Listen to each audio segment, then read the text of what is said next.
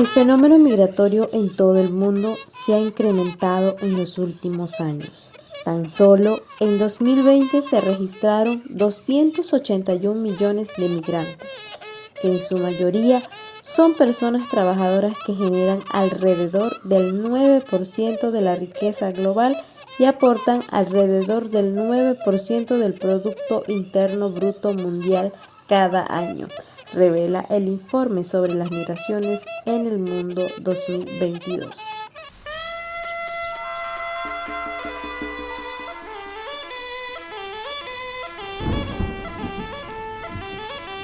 Cuando yo llegué a Camaicao, me vine de Venezuela.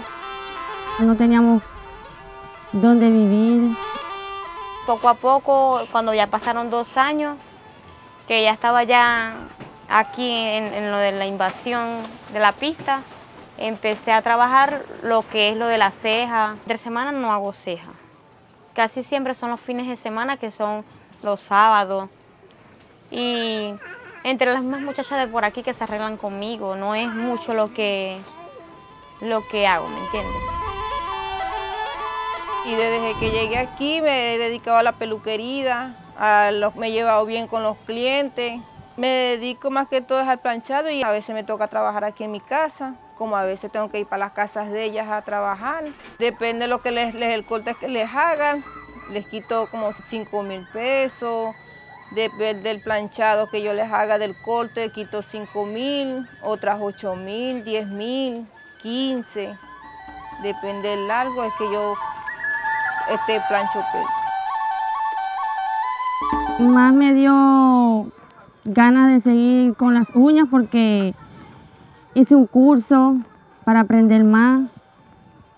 Tengo mi título aquí, que es del curso que hice, y con eso estoy trabajando.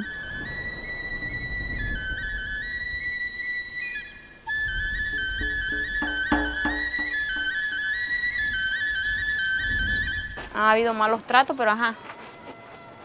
Ya uno sabe cómo superar eso, como uno dice. Cómo asimilar esas palabras que le dicen a uno, pero ajá, la actitud. Eso.